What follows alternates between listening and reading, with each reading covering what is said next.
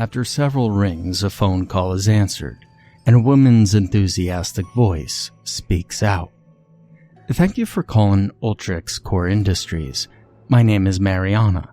Your business is important to us. How may I direct your call? Hello? Are you a real person? Oh my god, I can't believe I finally got through to someone. I need help. I would love to help you today. Would you explain why you're calling? I need this thing in my head turned off. Now. Well, I could certainly help you with that. I found the account associated with the phone number you're calling from. Can you please confirm your name? Last name's Fernsby, first Peter. Please, I need this thing shut off as soon as possible. Please give me one moment to bring up your details. There was a sound of typing. It won't let me die. You know that, right? It won't let me die. Please give me one moment to retrieve your details. There was a long pause. I see you've been a client for over 2 years, and we thank you for your loyalty. There was a sound of more typing.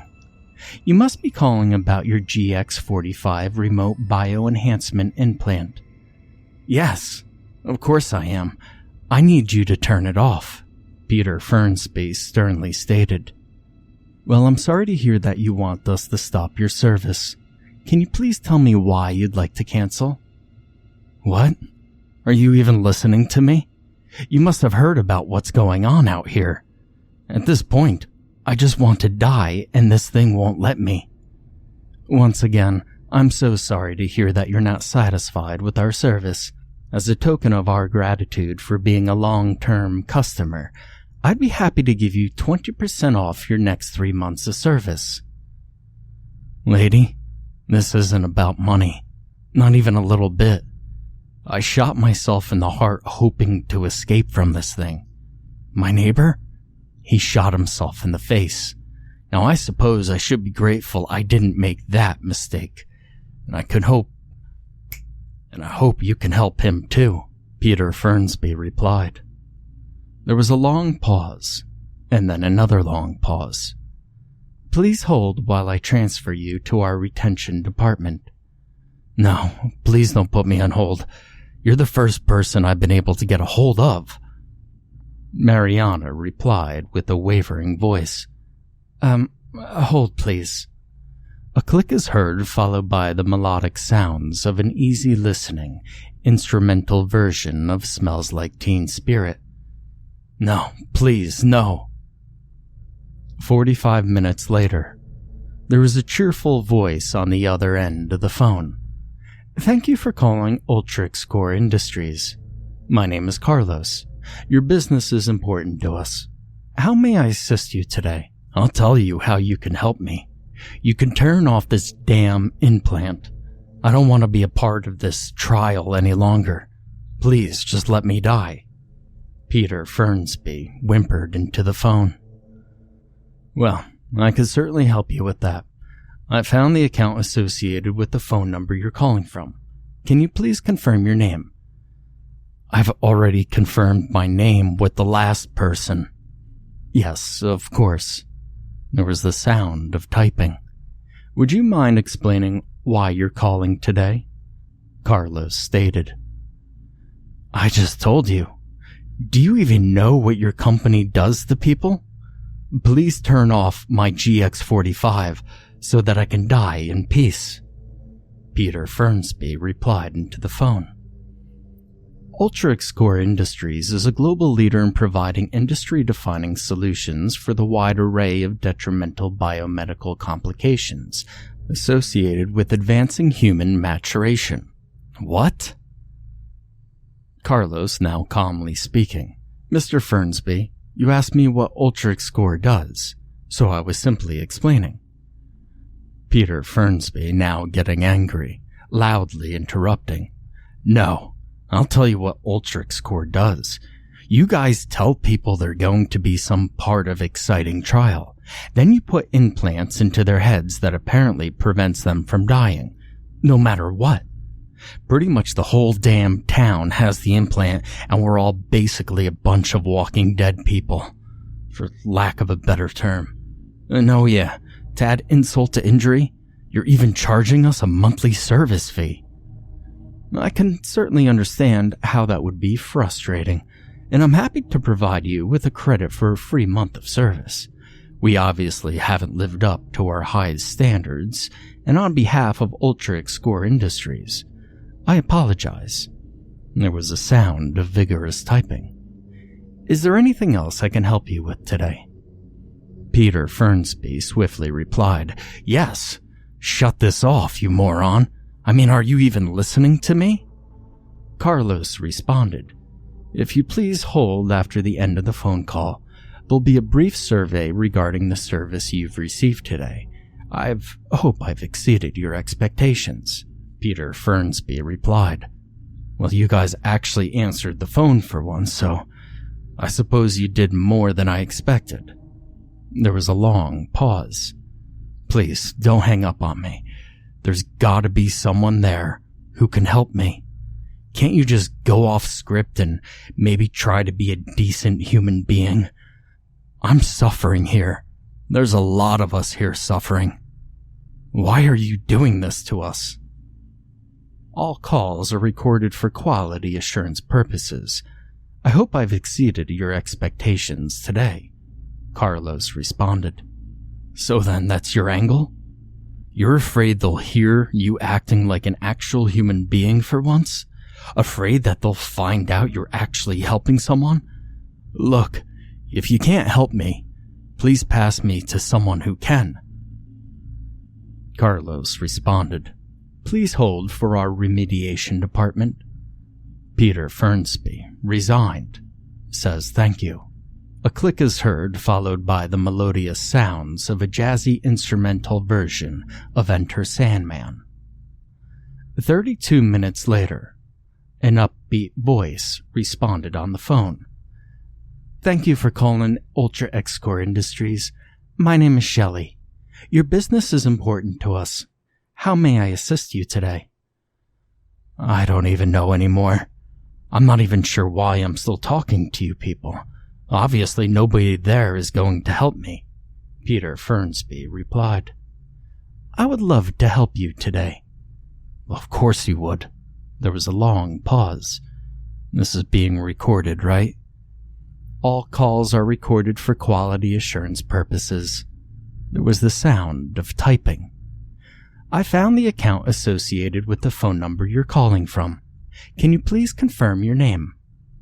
Fernsby. Peter.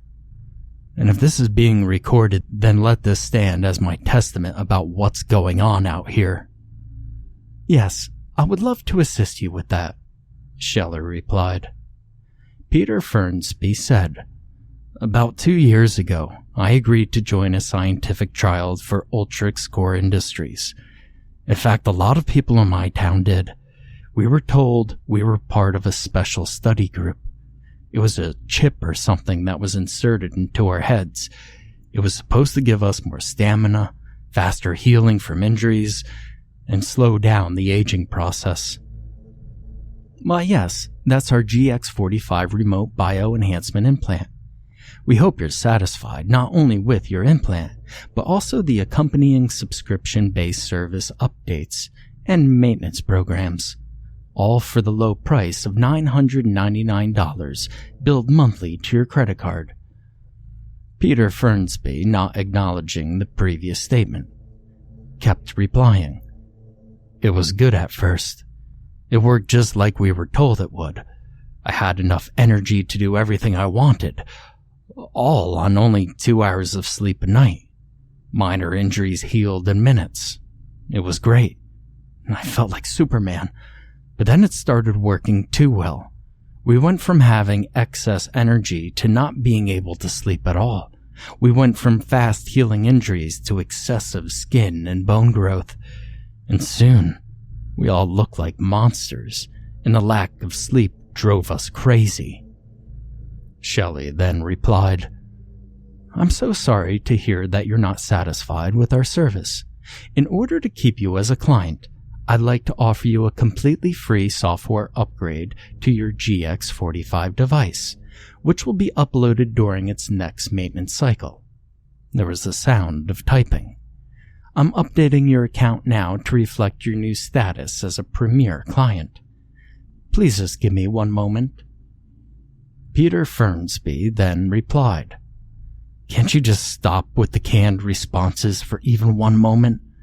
I know that you won't shut it off, but won't you at least listen to me? I'd like to remind you that all calls are recorded for quality assurance purposes. There was the sound of typing. And there we go. Congratulations, Mr. Fernsby. You've the newest premier member of Ultrix Core Industries. You've made a terrific decision to upgrade your device.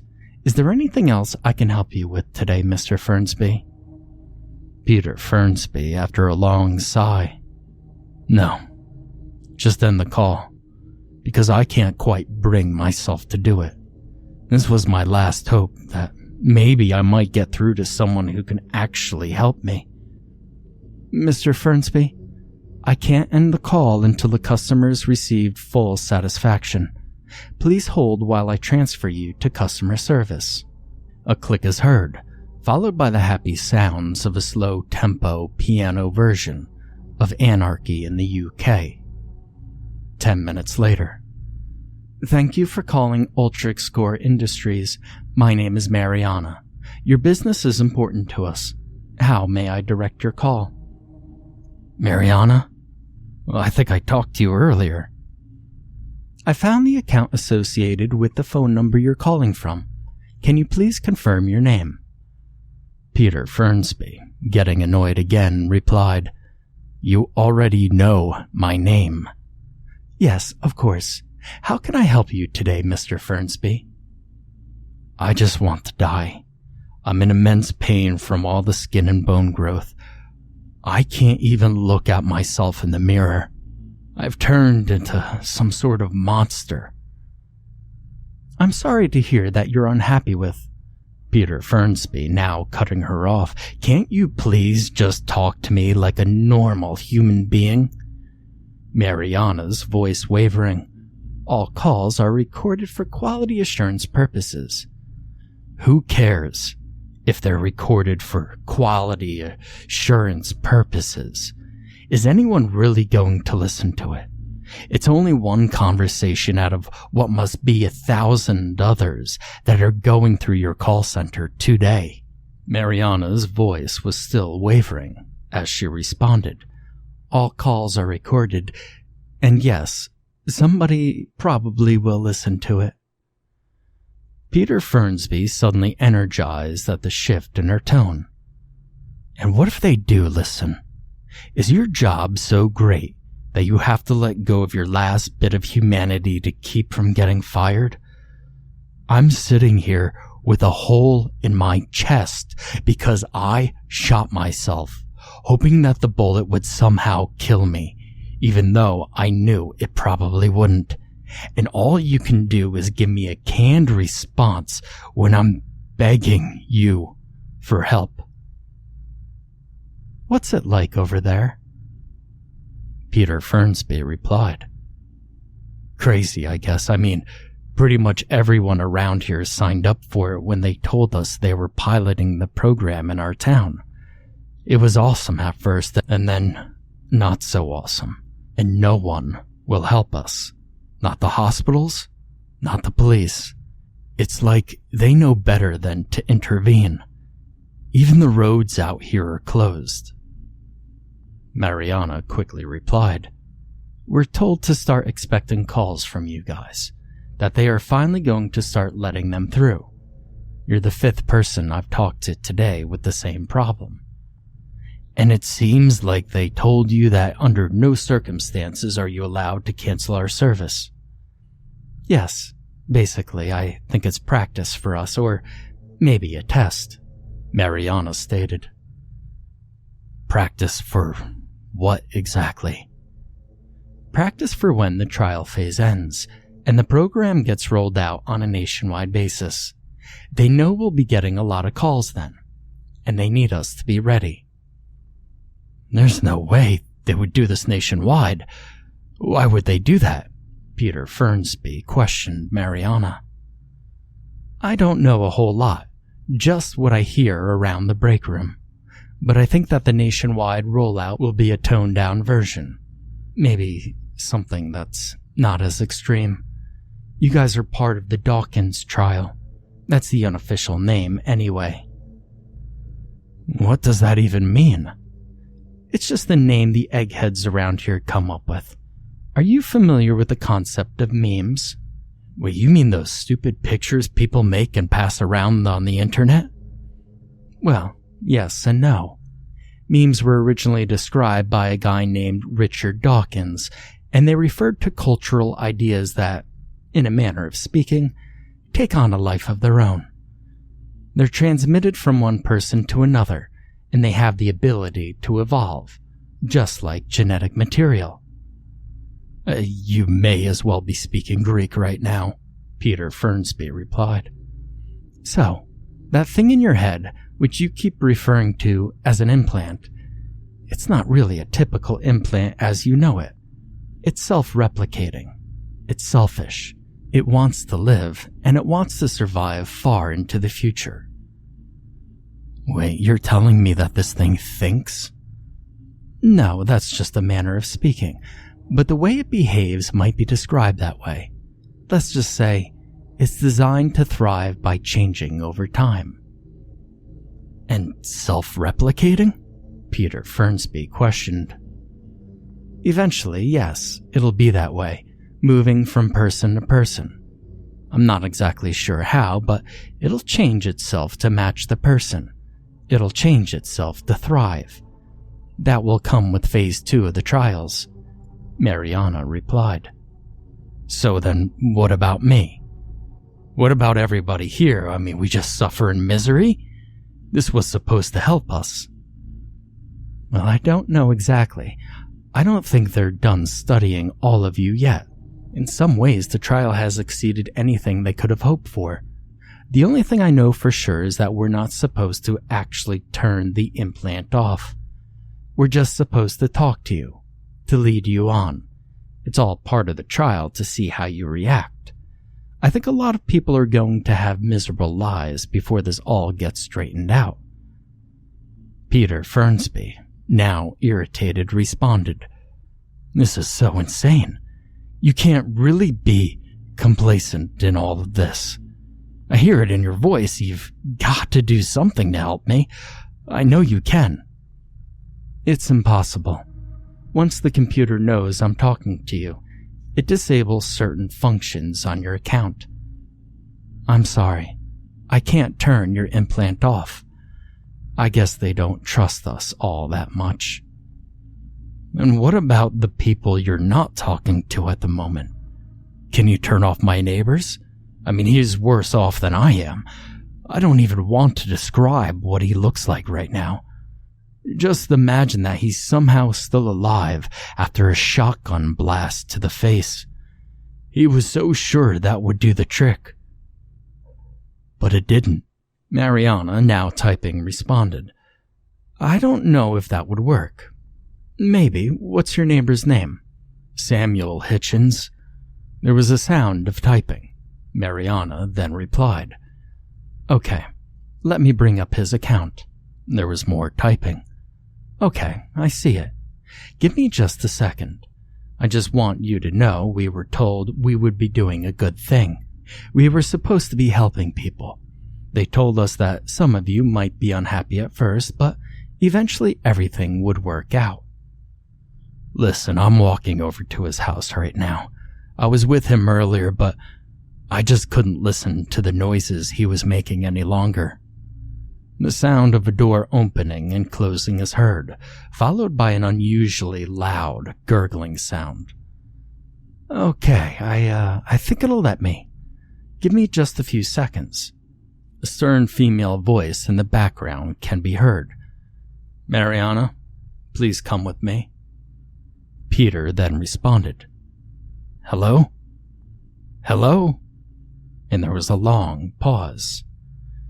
A stern female voice responded on the phone. Nice job, Mr. Bardo.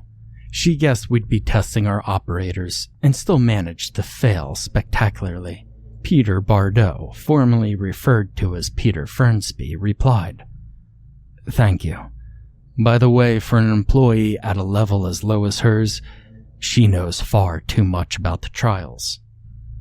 "I agree. She might not have had all of her facts straight, but nonetheless, we seem to have a leak somewhere. We'll have her look into that further." Peter Bardot then responded, "Absolutely. Let's meet in the conference room in 10 minutes. Please give me 15. I still have to escort Mariana over to the lab. I don't fully trust security to do that on their own." "Okay. And hey, while you're down there, tell the other two, was it Carlos and Shelley, was it? Tell them that they did good.